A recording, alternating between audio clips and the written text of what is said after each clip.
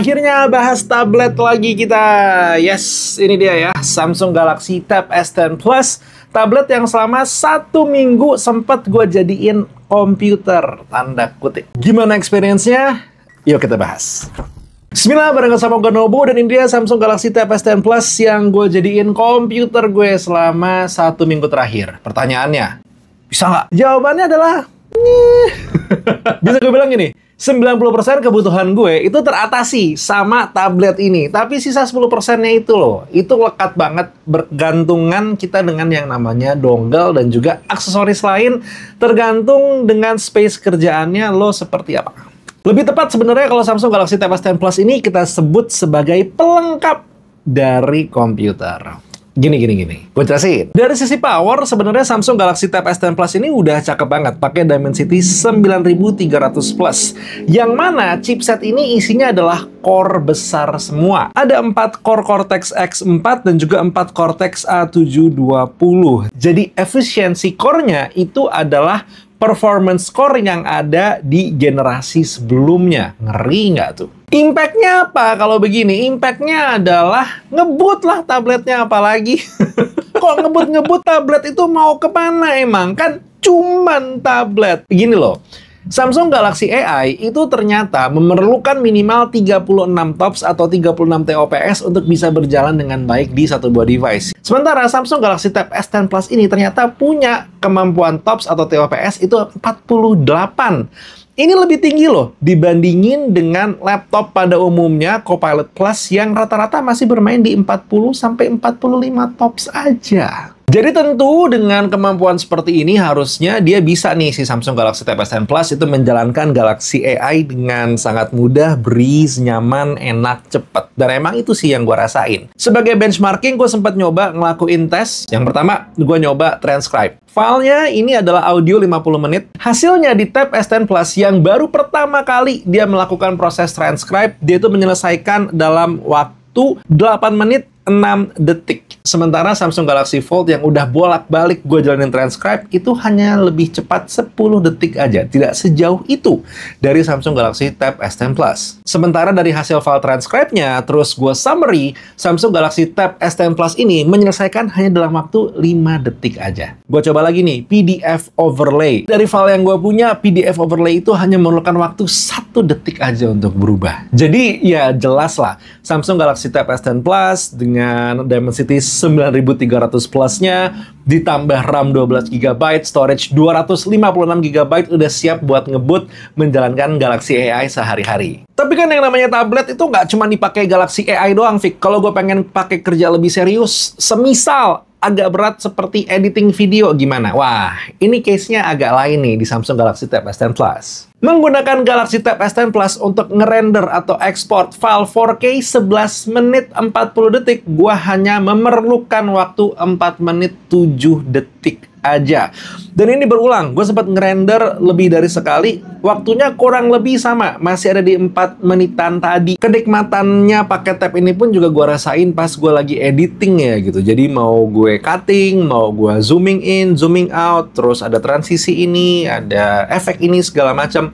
Di editingnya lancar, nggak ada yang gue rasain tiba-tiba ngedrop, nggak enak, atau mungkin filenya jadi korup, nggak. Itu tidak gue alami. Satu hal yang harus jadi catatan sebenarnya di sini adalah kalau lo pengguna CapCut di layar besar seperti Samsung Galaxy Tab S10 Plus ini ada kenikmatan lebih yang bisa dirasain, yaitu layout previewnya bisa lo taruh instead of ada di bagian atas timeline, pindah ke bagian sebelah kiri timeline. Wah, ini enak banget sih, karena akhirnya lo bisa ngedit full force menggunakan 2 tangan. Tangan kiri lo itu hanya untuk menekan tombol play, dan tangan sebelah kanannya itu misalnya bisa untuk nge-cut, atau naruh efek, atau apapun yang lo perluin. Kalau misalnya workflow lo lebih banyak di main video vertikal, ini lebih enak lagi. Dan lebih top lagi kalau misalnya emang lo menggunakan cover book keyboard seperti yang gue pakai sekarang, karena lo bisa ngedit dengan kondisi tabnya itu berdiri di atas meja, jadi kayak seperti pakai stand. Wah, ini udah posisi yang sangat menyenangkan untuk ngedit pakai Samsung Galaxy Tab. Tapi ada satu hal yang agak gue sayangkan dari experience ngedit menggunakan CapCut di Tab S10 Plus, itu adalah tidak hadirnya shortcut keyboard ya. Jadi lo pakai keyboard pun juga lo pencet Ctrl B atau Command B, yang itu biasa dipakai untuk nge-cut, di CapCut ini tidak mengenali. Mungkin ini kuasanya lebih ada di CapCut ya, tapi instead of ada di Samsung. Harapannya mungkin Samsung bisa nge-bypass, atau CapCut mau mengupdate softwarenya, jadi pas di mobile bisa pakai keyboard ngeditnya. Sok, monggo silahkan, jadiin masukan. Kalau videonya dilihat sama orang Samsung atau sama CapCut. Dan sepertinya cerita tentang Galaxy AI dan juga editing video pakai CapCut itu cukup ya untuk menceritakan segimana powernya Samsung Galaxy Tab S10 Plus. Pun lo misalnya ngerasa perlu data-data benchmark, ini dia beberapa data benchmark yang gue punya, mulai dari Antutu, Geekbench, dan juga nggak ketinggalan tentu adalah 3D Mark-nya. Nah, tentu dengan power seperti ini aman banget ya untuk gue kerja dan menjadikan Samsung Galaxy Tab S10 Plus sebagai komputer gue. Sampai akhirnya ada experience yang membuat ngerasa, oh iya sih, device ini adalah melengkapi komputer sebenarnya ya, instead of menggantikan. Dan ini simple banget. Yang pertama adalah experience ngetik. Ya, kalau lo emang doyannya ngetik menggunakan Microsoft Office, nah, Microsoft Office yang hadir di Samsung Galaxy Tab S10 Plus ini bentuknya adalah masih mobile office, belum full version atau mungkin full desktop version. Solusinya kalau emang lo tetap masih pengen menggunakan Tab sebagai device harian lo bisa menggunakan Google Docs versi browser. Buka browser, buka Google Docs, dan pilih setting untuk browser lo itu menjadi versi desktop. Lo akan bisa merasakan full experience Google Docs di Samsung Galaxy Tab S10 Plus. Kemampuan Samsung Galaxy Tab S10 Plus ini untuk menjadi second screen-nya satu buah komputer juga membuat gue merasa ya kalau device ini sebenarnya memang bisa melengkapi komputer dan bukan menggantikannya. And don't get me wrong, sebenarnya menurut gue ini ada nilai positif gitu ya, karena di saat emang lo lagi bawa komputer, lo akhirnya jadi bisa punya extra screen. Kalau perlu nggak bawa, ya hitungannya lo punya sebuah portable device yang stand alone bisa dipakai kerja tanpa harus bawa extra komputer kemana-mana. And lastly, satu hal yang membuat gue merasa bahwa oh oke, tablet ini adalah satu buah tablet untuk melengkapi komputer, hadirnya di port. Benar, secara portnya Samsung Galaxy Tab S10 Plus ini USB Type-C-nya emang udah kelas, nggak main-main, tapi jumlahnya hanya satu. Jadi akhirnya lo punya ketergantungan tersendiri dengan dongle, terutama kalau misalnya emang lo lagi membutuhkan ekstra colokan untuk sambil nge-charge, sambil bisa baca data dari SSD eksternal. Ya, udahlah.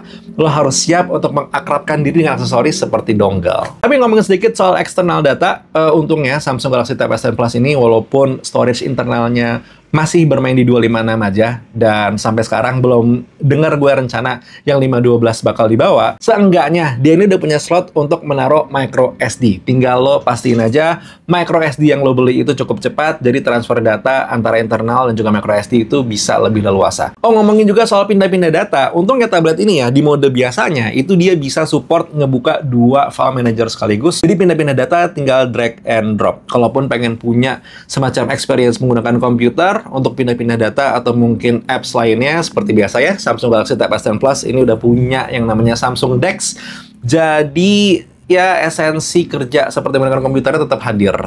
Tapi kalau gue pribadi lebih suka menggunakan mode biasanya aja, bukan di Samsung DeX, karena ya tetap gue pengen menggunakan atau mengutilize device ini as a tablet sebagai, ya ini adalah Android tablet, tapi emang feel, look, dan juga experience-nya premium. Nah, by the end of the day, memang seperti yang sudah diceritakan oleh banyak orang dan juga diinformasikan, dikomenin juga di video-video yang lain oleh banyak orang, yang namanya tablet memang bukan pengganti komputer ya. Lebih tepatnya ini adalah 2 buah device yang bisa saling melengkapi. Terutama kalau misalnya case-nya adalah gue menggunakan Tab S10 Plus dengan Windows laptop. Satu hal yang bisa gue ceritain adalah tablet ini bener-bener penyelamat punggung gue.